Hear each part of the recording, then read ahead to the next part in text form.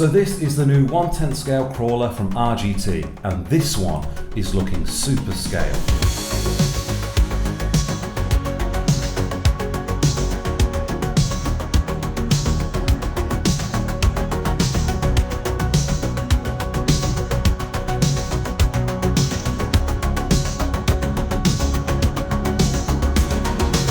So what's the first thing I can say about this car? Other than the details look absolutely amazing. Oh, that's hot. That's hot. I'm really digging the red colour. It's really metallic. You've also got a grey metallic colour. You've also got a sandy colour, but that one doesn't really look gloss or metallic, so I think that one looks a little bit worse. So if you have a look around the car, I'm really enjoying these plastic details. You've got molded plastic parts for the doors, you've got a snorkel, you've got this bar at the front, and you've even got a little mount here for a hood ornament, but it doesn't come with the Toyota one, as I'm pretty sure it's unlicensed, although I'm not really sure because I will show you something later which makes me think it might be licensed, but I'm not sure if it is. So if you look at the front, we've got some great details at the front. You've got that molded grille at the front. You've got this bumper here, which does have some fog lights in, but there's no LEDs in those, although there is space around the back for you to add your own. Now, I do think these light buckets are especially amazing, and you do have LEDs in those. So if you look inside, you have got our man Jeff, and that is now his official name. And if you look at the side, we've got these wing mirrors on hinges, which is something I actually really like to see on crawlers.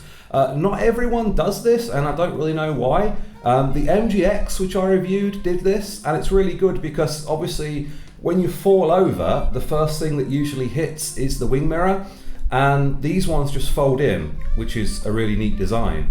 If they don't fold in, they tend to break or you lose them. So I think everyone should do this. I'm not sure why they don't. So if we turn to the back, we've got some more great scale details. I see they've even molded the door hinges into the plastic, which is something that a lot of companies won't do. So if you look here, you've got a full-size spare, and the rubber is the same material as the main wheels, so you could actually use this. The roof rack at the top is really nice, so I think we'll be able to get some scale luggage on there, get it looking really nice. And I really like this ladder at the back, which is something the RGT Rescuer had, but I don't think the RGT Rescuer came default with an interior or a driver.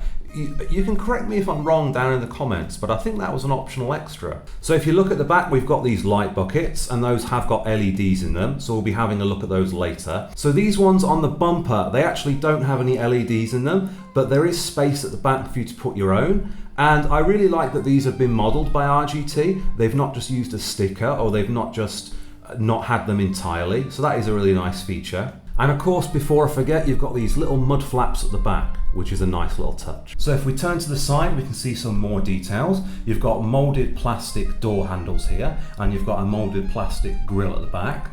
I actually think it's really funny that they've even included a little sticker for the keyhole, which I haven't seen on any other model, so I thought that was pretty cool. So like I said, we've got our man Jeff in the car, and there's actually some great interior details, which I'll just get some shots of now. You've got some stickers of the dashboard, and that's all modelled. You've got a little gear stick, and you've got a little steering wheel there. So as you're seeing the stickers now, it's actually fresh out the box. So I haven't applied any of these stickers. These are the stickers they apply in the factory. So I think the choice of stickers they've applied is actually quite good. I really didn't want to install this one because there's no way I'm not going to do that without cocking it up.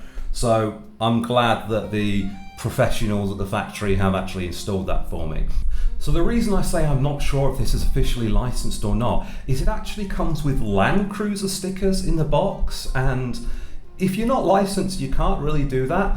For me, I don't really care, but some people do care about that. So it will be interesting to see if the Western release does actually come with these Land Cruiser stickers. So if we have a look underneath, you can see what you get. We have got straight axles on the rear and front. We've got plastic drive shafts, but they do have metal end pieces. So the part that's actually going into the collars is a metal piece. And if you see, all the suspension links in here are metal too. So if you have a look, it's a pretty normal suspension setup for a crawler like this. You've got 4-link at the back, and at the front it's 3-link with a panhard bar. Now, I just want to talk about these body clips. Now, I am glad that the body clips are under the car, because I really hate holes in the body shell which the clips go into. I think that's a really outdated design, and I don't think any crawlers should be coming with that in 2024. I think all modern crawlers now should be trying to hide their clips underneath or doing a clipless system. If you actually remember my review of the MJX, I actually really like that system, as that had a hinged clamshell design at the back and magnets at the front to secure the front down. This one doesn't do this, but I am glad that they've hidden the body clips underneath. One thing I have to say though is they are a bit of a faff, especially the back ones. They are a little bit hard to get in. They're not fast to get in. Maybe I'm using the wrong technique, but I struggle a little bit to get them in.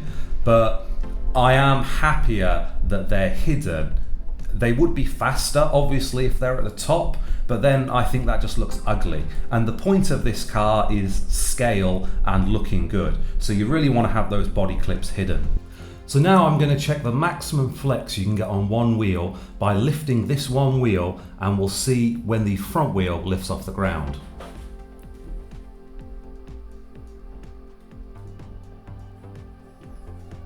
So there you go, that's about the maximum flex you get on the rear wheel. Now we'll have a look how much flex you get on the front wheel.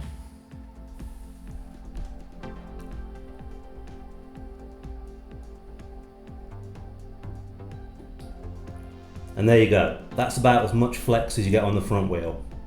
So now we can have a look at our maximum approach angle. So for this I'll be using a ruler.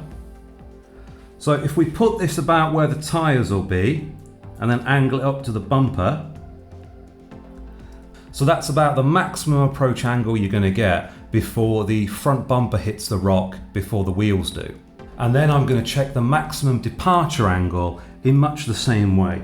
I'm going to try to line up the ruler where the tyres would be, angle it up.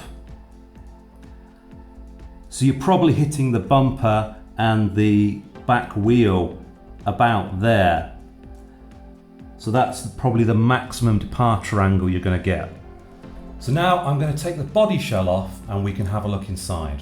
Wait, just a moment. I really got to use the bathroom. Just stay there. Don't go anywhere.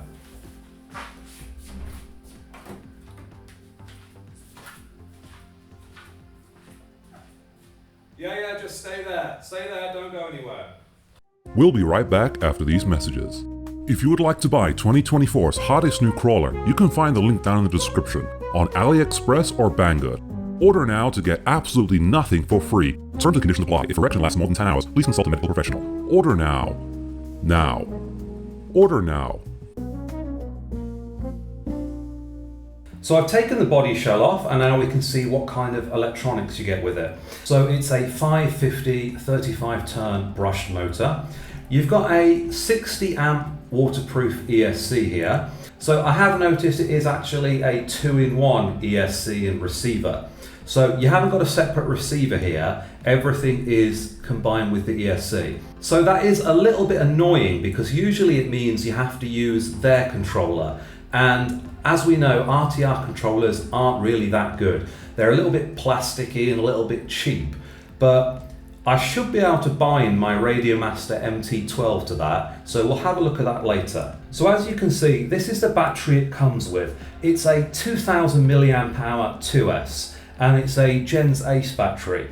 Now, I think I might have been a little bit optimistic when I picked a battery out of my collection for this. I thought this 4200 milliamp hour would fit, but yeah, I was definitely being a little bit optimistic there, especially in this position. You do actually have another battery position at the back, which you can fit, and that will actually fit this 4200 milliamp hour. Obviously that means then your weight is all at the back, so you're going to get reduced performance. However, this isn't really a performance rig anyway, this is more of a scale rig. So as you can see, the frame rails are all metal and they have got some very nice beveling on here. You've got a 25 kilogram digital waterproof servo at the front. You've got all metal shocks which absorb the impacts quite well. And I do apologise to the headphone users right now, but as you can see, it's quite good.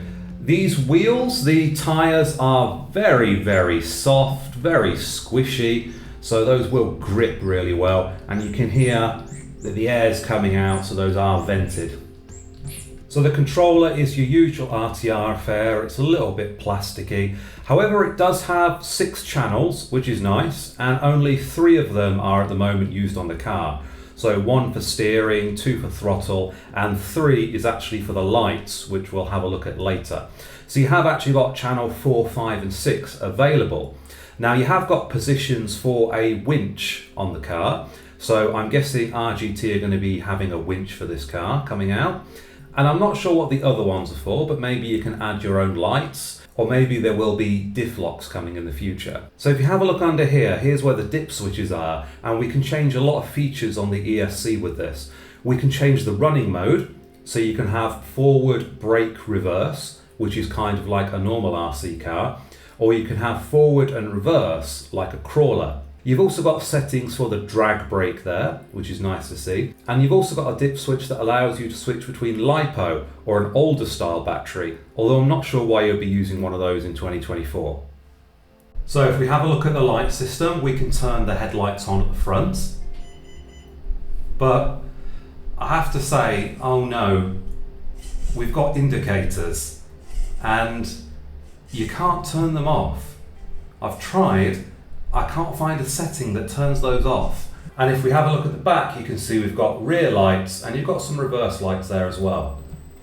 So I think we're going to have to test it outside, but as you can see on the bench, it does seem to have quite a lot of low down controllability. It's not bad.